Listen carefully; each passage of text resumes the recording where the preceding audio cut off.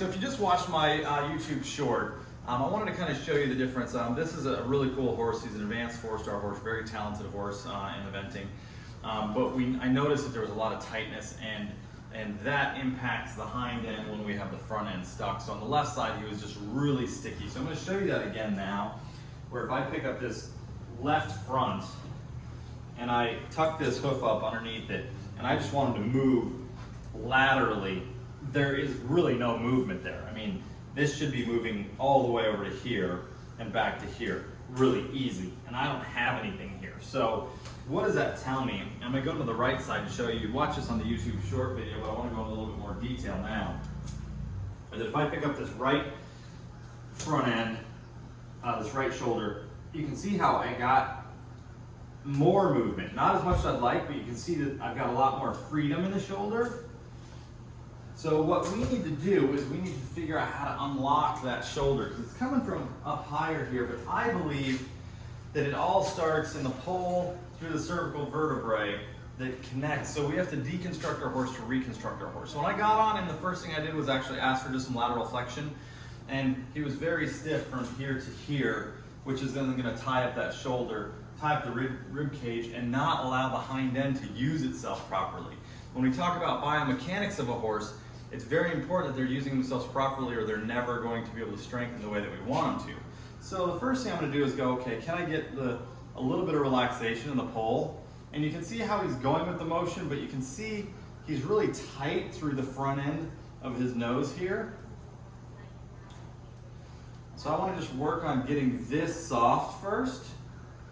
So all I'm doing is I'm just very gently putting my hand on the bottom of his jaw, and you can see how much tighter it is. So if you're looking at the video, see how he's pitching to the right as I'm asking him to go to the left?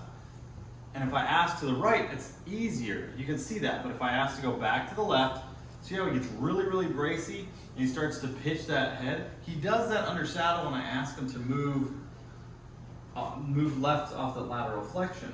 So I want to work on this. So I'm just going to work on this for a minute. And we know that the pole is the only joint that can go up and down and left and right on a horse. So I really want to see if I can free this up a little bit for him. So now we're starting to get a little bit more freedom there.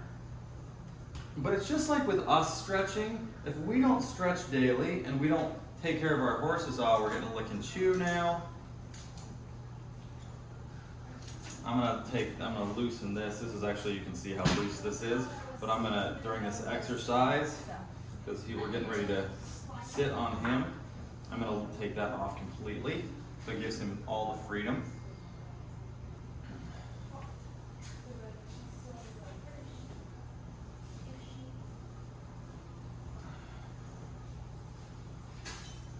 So there's 106, 107 muscles, I believe, in the neck from the withers to the pole.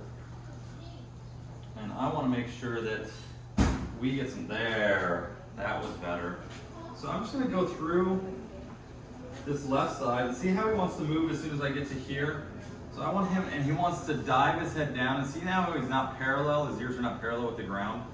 It's super important that we get those ears to be parallel, where he's just rotating his head to the left and right, not diving it and turning it under. That is not what we're looking for in this exercise. So, good. So just like when we stretch, we want to find that area where we're hitting threshold, and then we want to ask a little bit more.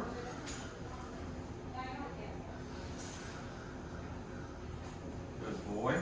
Now I'm just going to let him take that in for a second, go back to a stretch out forward.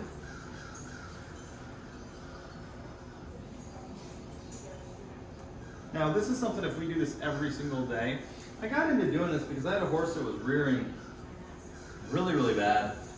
And there was a lot of behavioral things that had caused him to do that from training, but one thing that happened is he apparently flipped over at one point in his life, and the nuchal ligament, which runs from here all the way back and over the hocks, had scar tissue built all around it. So the nuchal ligament was actually tighter, and then when someone rode him too deep in a frame, it would cause that to pinch and it would hurt him very badly. So I started getting into a lot of just making sure the mobility of the neck was really supple. And when we think about horses as prey animals, they use their neck and their head for everything. So typically if they're going to run from something, they are going to hollow out their back and throw up their head, which causes the back to hollow out, and they're just going to get out of town. They don't care how they look when they're running, they just want to be able to get out of there.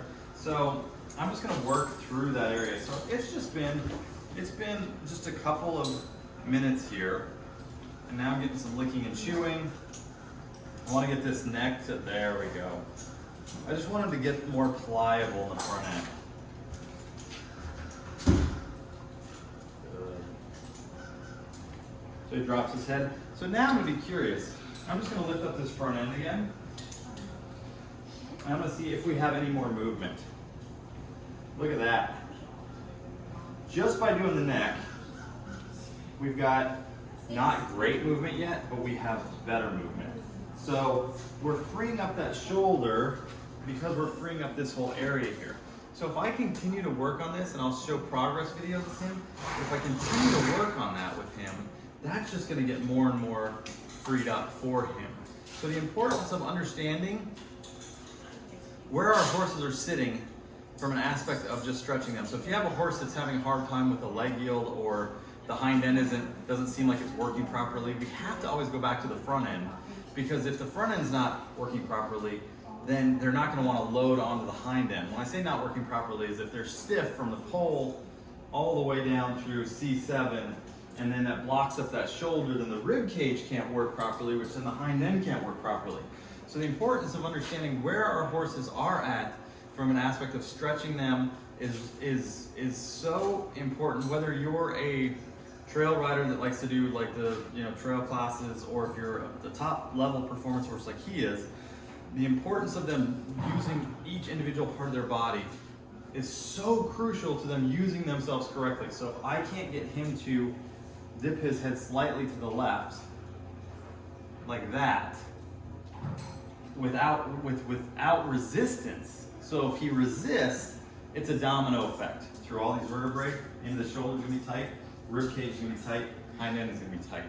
So if you enjoyed this video, please hit subscribe. I've got more detailed videos on this at naturalhorsemanship.com. It's my Patreon page, and I hope you guys have enjoyed this, and please leave me a comment. I'll be happy to respond to you if you have any questions. Have a great day.